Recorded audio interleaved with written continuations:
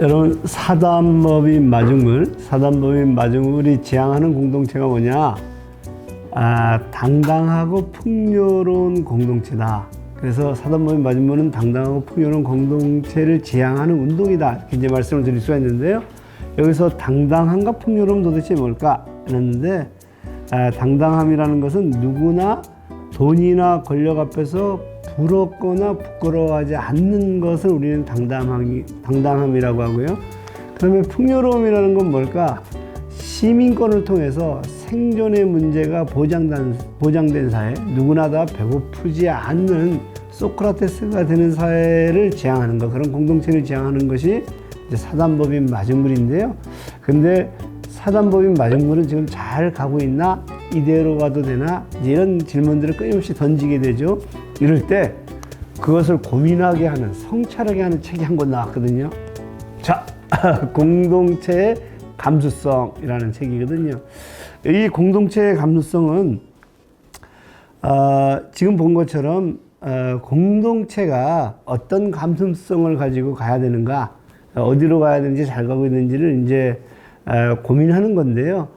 이 책의 주요한 내용들은 뭐냐면 서울시가 주도했던, 국가가 어떤 그 만들고자 했던 공동체, 마을 공동체 사업에 대한 평가들을 하고 있거든요. 그리고 이 저자는 구현주라는 작가인데, 이분은 한 10년 이상을 마을 공동체 운동들을 했고, 그리고 이것을 해석하기 위해서 석사, 박사 과정을 이 주제로 쓰거든요. 그러니까 이것은 한마디로 이론과 실천이 함께 녹아 들어간 책이다. 그러니까 얼마나 마중물한테 좋은 어떤 그 성찰의 계기를 제공하겠어요. 자, 그런다가 보니까 이제 우리가 드는 생각이 있어요. 제가 이제 사단법인 마중물은 공동체 운동이라 그랬는데, 서울시가 주도했던 마을 만들기는 사업이거든요. 마을 공동체 사업. 그럼 사업하고 운동하고 어떻게 다르냐? 이것이 이제 질문이 큰 거죠.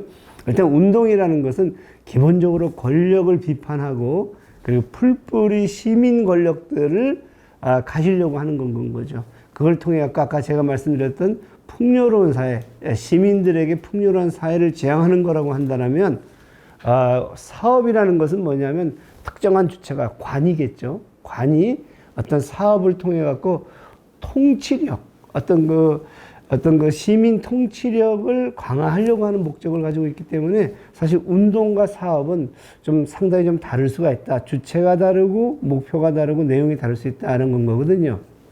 자, 이런 공동체와 관련된 우리 한국 사회 놀라운 운동이 하나가 있었는데, 그것이 뭐냐면 새마을 운동이거든요. 새마을 운동. 자, 새마을 운동은 운동이라는 단어를 붙였지만 운동일까요? 사업일까요? 이런 말씀인데, 새마을 운동은 어떻게 평가를 받냐 하면 운동으로 보였지만 사실은 어떤 그 주민들을 무급으로 동원해 가지고 어떤 지역 개발, 지역 사회를 개발하는 어떤 국가의 통치 어떤 기술이었다, 통치력이었다, 이렇게 이제 평가를 하게 되는 건 거죠. 그러니까 민은 동원이 됐던 건 거죠.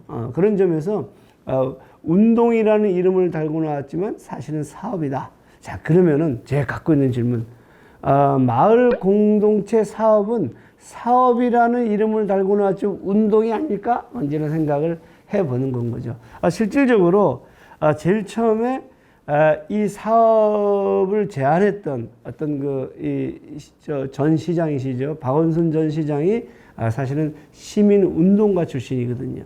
그렇기 때문에 사실 운동 쪽에서는 상당한 기대를 가지고 있죠. 그리고 또 운동은 늘 공공을 활용해서 자원이라든가 재원이라든가 활동가라든가 이런 것들의 어떤 그 도움을 받는, 양성을 하는 데 있어서 어떤 물적 도움을 받는 거기 때문에 사실은 박원순 전 시장에다가 그 다음에 이제 운동을 했던 측에서는 이 사업에 참여를 하게 되는 건 거죠. 특히 마을 공동체 사업에서 지향했던 것은 뭐냐면 민간 협력 거버넌스, 그러니까 관이 민과 함께 파트너십을 가지고 참여를 하겠다, 이렇게 되는 거니까 사실 이제 운동은 사업에 어떤 들어가게 된 거예요. 그러니까 운동을 사업을 통해서 확장할 수 있었다라는 기대를 갖고 들어갔고요. 실질적으로 2012년서부터 마을 공동체 종합 지원센터가 중앙에 만들어졌고, 그리고 각 구에다가 자치구 중간 지원 조직들이 이제 만들어지면서 본격화됐죠. 자, 이 책은 이제 10년 정도가 지난 이 마을 공동체 사업을 과연 사업이었냐, 운동이었냐 이제 평가하는 책이거든요. 이 책은 이제 단적으로 얘기하게 되면 굉장히 신랄합니다. 이건 철저하게 사업이었다. 운동은 사업의 종속이 됐던 건 거다. 이런 결론적으로 이런 평가를 맺는데요. 그러면 이 평가에 대한 이야기들 한번 해볼게요. 자, 이 마을은 마을 공동체 주민이 참여하는 거죠. 시민이 참여하는데 이 책은 어떻게 평가를 하냐면 솔직히 얘기하면 중산층의 경력 단절 40대 여성이 주로 참여를 했다. 이런 얘기를 하는 건 거거든요. 자, 그러다가 보니까 40대의 경력 단절에 중산층 여성이 참여했다라고 한 거 보니까 뭐가 지금 빠져서 남성이 빠지고, 그 다음에 어떻게 돼요? 어떤 그 노동자들이 빠지고, 그 다음에 어떤 그 빈곤층이 빠지고, 그러다가 보니까 이 이야기는 사실은 상당히 운동이 아니라 어떤 특정한 소수의 사람들이, 특정한 계층들이 참여했던 하나의 어떤 이 사업이었고, 그리고 거기에 이제 시민단체, 운동단체들이 들어갔기 때문에 사실은 사회적 자본이라는 것, 신뢰라든가 네트워크라든가 사회적 자본들도 사실은 특정한 계층한테 이제 갈 수밖에 없었다. 이런 건거든요. 이 책에서는 이렇게 표현하고 있거든요. 낮에 마을에 남아있는 여성, 전일제 일자리를 갖지 않았거나 동네에서 자영업을 하는 사람들, 육아 및 교육과 직결된 이해관계자 등이 현장의 마을 공동체의 중심이 되었다. 이렇게 이제 평가를 하고 있는 건 거죠. 자, 그러다가 보니까 사실 이것이 민주주의의 좋은 의미들을 가질 것이냐 했었을 때 이렇게 평가를 합니다. 동단위의 의제를 결정하고 실행하는 주민자치를 특정 계층이 주도하도록 놔두는 것이 옳은 일일까? 이 책이 이제 질문인 건가요?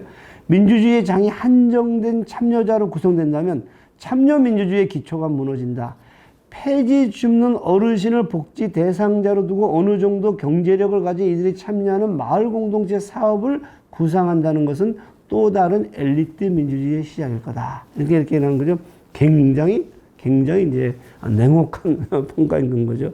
자, 그리고 나서 이 사업의 내용들도 가만히 들여다보게 되면 40대 여성 중산층이기 때문에 어떤 그 돌봄이, 가정에서의 돌봄이 사회로 확장되는 결과로 사업이 굉장히 한정되었다. 그래서 말씀드리고 싶은 것은 뭐냐면 이것은 원래적인 운동으로 풀뿌리 권력의 어떤 것으로 가기보다는 어떤 그 돌봄의 영역에 사회적 확장의 어떤 그 한계들을 가지는 거였다. 이제 이런 건 거죠. 자, 그런데 여기 어마어마한 예산이 투입이 되죠. 사업비가 내려오죠. 그러다 보니까 이제 뭐가 발생하냐면 이권이 생기기 시작하는 거거든요. 원래 운동이라는 것은 인권을 지향하는 건데, 시간이 지나서 이권이 되는 건가요? 그래서 여기서 많은 사업비가 내려오니까 어떤 사람들에게는 고소득 알바 자리였다. 이런 얘기를 하고요. 또 이권들 중에 뭐냐면 임기제 공무원들이 이제 나타나기 시작하거든요. 그러니까 사실 여기에는 계약직 공무원이 충원되는 과정들 속에서 활동가라든가 시민들이 들어가기 시작하거든요. 그러니까 이권이 발생하게 되고, 그러다 보니까 이제 갈등들이 생겨나요. 운동 쪽에서 온, 그러니까 시민단체에서 온 쪽과 주민자치위원 쪽에서 온 사람들 간의 갈등, 그리고 운동단체 내에 또 갈등들도 발생하기 시작하거든요.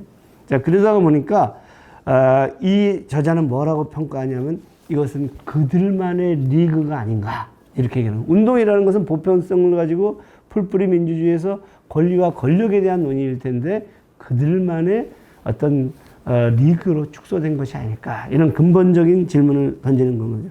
자, 이렇게 된 원인은 뭘까요? 이렇게 된 원인은 뭘까요?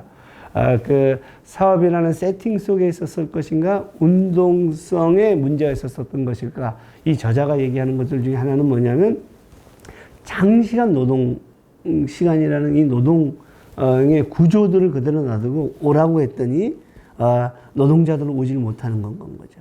그 다음에 가부장적인 어떤 그 사회들 속에서 여성은 마을 일에 참여한, 남성은 돈벌이, 일자리로 가는 거니까 그들이 오기도 힘들었던 건 거거든요. 가봤더니 이제 돌봄 노동을 하는데 남자들이 굉장히 쑥스러웠다는 건 거예요. 그리고 더 근본적으로 제기하는 세 번째 것은 문화거든요. 어떤 문화냐면 우리는 시간이, 그러니까 노동시간이 줄어들고 시간이 남는다고 하더라도 개인 취미, 여가라는 것에 집중을 하지 공동체에 나와서 마을 공동체 일들을 안 할 거라는. 왜냐면 우리는 그렇게 배워본 적이 없으니까. 그래서 이제 이 양반은 뭐라고 얘기하냐면 이렇게 얘기해. 이 책은 좋은 사회를 만들 좋은 시민을 키워내는 일보다, 좋은 사회를 만든 좋은 시민을 키워내는 일보다 좋은 시민이 성장할 수 있는 좋은 사회를 만들어야 된다. 좋은 사회가 있어야지만이 좋은 이 시민들이 나올 수가 있다. 시민을 만들어서 공동체를 만드는 것이 아니라 좋은 공동체를 만들어서 문화라든가 노동 구조라든가 아니면 가부장제라든가 이런 것들을 이제 문제 삼으면서 사실은 그 속에서 좋은 시민이 나올 수 있다. 이렇게 얘기를 하는 건 거죠. 저는 이것이 운동이 사업에 종속될 수밖에 없었던 것은 뭐냐면 이 운동이 정치를 잃어버렸기 때문이다. 이렇게 평가를 하거든요. 정치를 잃어버렸다는 것은 뭐냐면 이 운동을 하는 과정들 속에서 시민권이라는 거, 그리고 국가를 변화시키는 어떤 그런 정치적인 것도 잃어버리고 마을의 사업들 속에 이 몰입하는 과정들 속에서 그런 것들이 아닌가 이런 생각을 하게 됩니다. 자, 그러다 보니까 제가 이것을 어떻게 바라볼까 하다가 아리스토텔레스의 마을 공동체 만들기를 떠올렸거든요.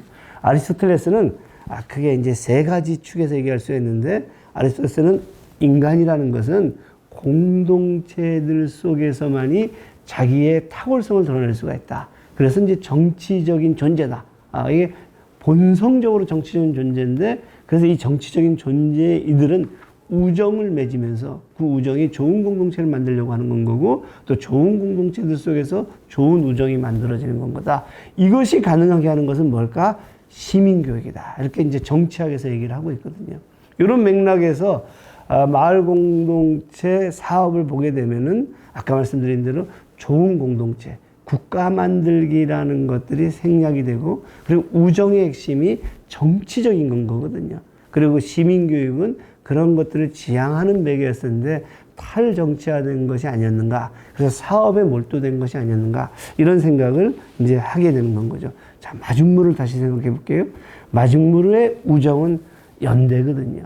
그리고 마중물의 공동체는 뭐냐면 아까 말씀드린 대로 당당하고 풍요로운 공동체고, 당당하고 풍요로운 공동체의 핵심은 시민권이라는 거. 그리고 시민권을 어떤 그 주장하는 시민들의 권력을 중심으로 하고 있거든요. 자, 그러다 보니까 권리와 시민권이라는 권리와 그다음에 시민력이라는 권리와 권력의 문제들을 중심에 놓고 정치적인 어떤 그 참여, 그리고 정치적인 시민들을 이라는 문제들을 일었었을 때 우리는 사실은 아까 사업이 될 수밖에 없는 거다 이렇게 말씀을 드릴 수가 있을 것 같아요. 그래서 제가 이제 마지막으로 말씀드리면 운동이 자기 길을 잃었을 때 사업이 된다.